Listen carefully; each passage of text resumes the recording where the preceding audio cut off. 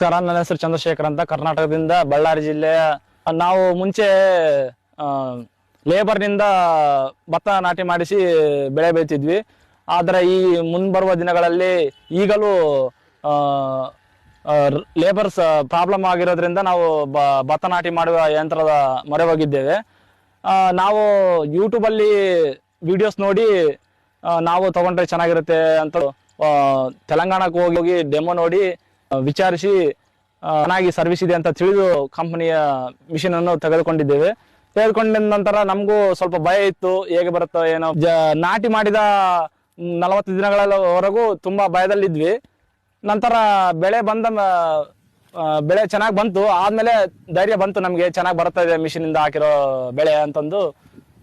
ಈಗೆಲ್ಲ ಸುತ್ತ ಅಕ್ಕಪಕ್ಕ ರೈತರೆಲ್ಲ ಬಂದು ನೋಡ್ತಾ ಇದ್ದಾರೆ ಮಿಷಿನ್ ಇಂದ ಹಾಕಿರೋ ಬೆಳೆ ಯಾವ ತರ ಇದೆ ಅಂತಂದು. ಅವರು ಮೆಚ್ಚುಗೆ ಕೊಡ್ತಾ ಇದ್ದಾರೆ, ಬಂದಿದೆ ಬೆಳೆ, ಮಿಷಿನ್ ತಗೋಬಹುದು ಆರಾಮಾಗಿ ಅಂತಂದು ನಮ್ಮನ್ನು ಕೇಳ್ತಾ ಇದ್ದಾರೆ ಅವ್ರಿಗೆ ಬಂದ ಡೌಟ್ಗಳನ್ನು. ಹ್ಯಾಲೋ ಟ್ರಾನ್ಸ್ಪ್ಲಾಂಟರ್ ಇಂದ ಉಪಯೋಗ ಹೇಗಿದೆ ನಿಮಗೆ?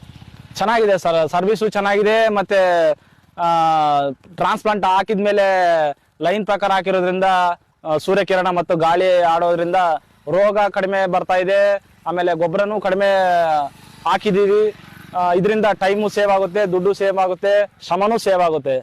ರೈತರು ತಗೋಬಹುದಾ? ಆರಾಮಾಗಿ ಕಣ್ಮುಚ್ಕೊಂಡು ತಗೋಬಹುದು. ನರ್ಸರಿ ಅಂದ್ರೆ ಚೆನ್ನಾಗಿ ಹಾಕೊಂಡ್ಬಿಟ್ರೆ ಅದನ್ನು ಈಜಿ, ಆದ್ರೆ ಚೆನ್ನಾಗಿ ಹಾಕೋಬೇಕು. ಚೆನ್ನಾಗಿ ಬಂತಂದ್ರೆ 0 ಪ್ರಾಬ್ಲಮ್. ಆಮೇಲೆ ಟ್ರಾನ್ಸ್ಪ್ಲಾಂಟ್ ಈಜಿ. ರೈತರು ನರ್ಸರಿ ಹಾಕೋದು ಭಯ ಪಡ್ತಾರ ನಿಮ್ಮ ಏರಿಯಾದಲ್ಲಿ? ಹೌದು, ಭಯ ಪಡ್ತಾರೆ. ಯಾಕಂದ್ರೆ ಲೇಬರ್ ಹಾಕೋದು ನೆಲದಲ್ಲಿ ಚೆಲ್ಲೋದು, ಇದು ಪೇಪರ್ ಮೇಲೆ ಹಾಕ್ಬೇಕು, ಯಾವ ತರ ಬರುತ್ತೆ ಅಂತಂದು ಭಯ ಇರುತ್ತೆ. ನಮಗೂ ಭಯ ಇತ್ತು ಮುಂಚೆ, ನಾವು ವಿಡಿಯೋದಲ್ಲಿ ನೋಡಿದ್ವಿ. ಆದ್ರೆ ರ್ಯಾಲೋ ಕಂಪ್ನಿಯವ್ರು ಬಂದು ಅವರೇ ನರ್ಸರಿ ಹೇಗೆ ಹಾಕ್ಬೇಕಂತಂದು ಟ್ರೈನ್ ಮಾಡಿಸಿ ತೋರಿಸಿ ಒಂದಿನೆಲ್ಲ ಇದ್ದು ತೋರ್ಸ್ಕೊಟ್ಟು ಹೋಗಿದ್ದಾರೆ. ಆಮೇಲೆ ಆರಾಮಾಗಿ ಹಾಕೊಂಡ್ವಿ, ಚೆನ್ನಾಗಿ ಬಂತು ನರ್ಸರಿ. ಆಮೇಲೆ ನಾಟಿನೂ ಚೆನ್ನಾಗಿ ಮಾಡಿದ್ವಿ. ನಾಟಿ ಮಾಡೋ ಟೈಮಲ್ಲೂ ಬಂದು ಅವರು ನಾಟಿ ಮಾಡಿ ತೋರಿಸಿ ನಮ್ಮನ್ನು ಟ್ರೈನ್ ಮಾಡಿ ನಾವು ಕಲ್ತಿದೀವಿ ಅಂದ್ಮೇಲೆನೆ ಅವರು ಹೋಗಿರೋದು ಇಲ್ಲಿಂದ. 10 ಎಕರೆ ರೈತರ ತಗೋಬೋದಾ? ಆರಾಮಾಗಿ 5 ಎಕರೆ ಇದ್ದು ರೈತರು ತಗೊಂಡು ಅವರು ಬಾಡಿಗೆನೂ ದುಡಿಬಹುದು. ಮುಂಚೆ ಲೇಬರ್ ಸಮಸ್ಯೆ ಅಂತೂ ಇಲ್ವಲ್ಲ?